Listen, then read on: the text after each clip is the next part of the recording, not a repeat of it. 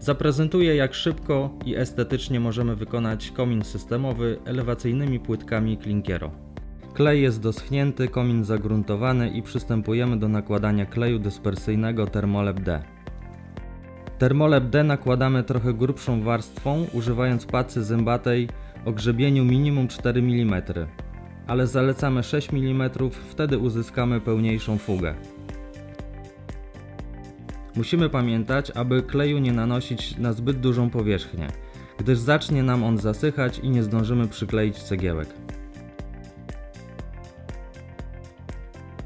Jeśli zdarzy się taka sytuacja, zaschnięty klej musimy ściągnąć i wyrzucić.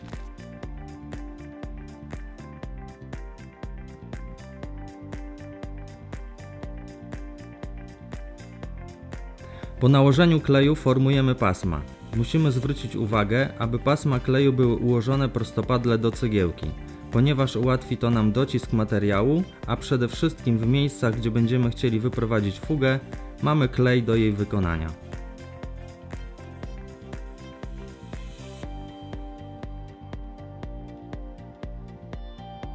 Odmierzamy cegiełki, docinamy nożyczkami lub przy pomocy nożyka i kątownika.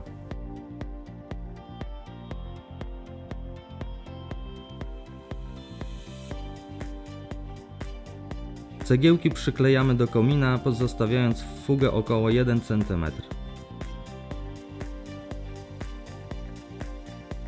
Docisk ręczny w zupełności wystarczy, ale musimy zrobić to dobrze, aby klej troszeczkę nam powychodził. Następnie po przyklejeniu kilku cegiełek przystępujemy do fugowania, czyli zwilżonym pędzelkiem rozprowadzamy klej.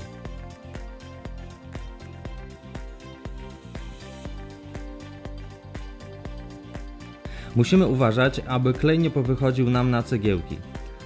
A jeżeli zdarzy się, że zabrudzimy cegiełki, możemy je umyć gąbką i czystą wodą.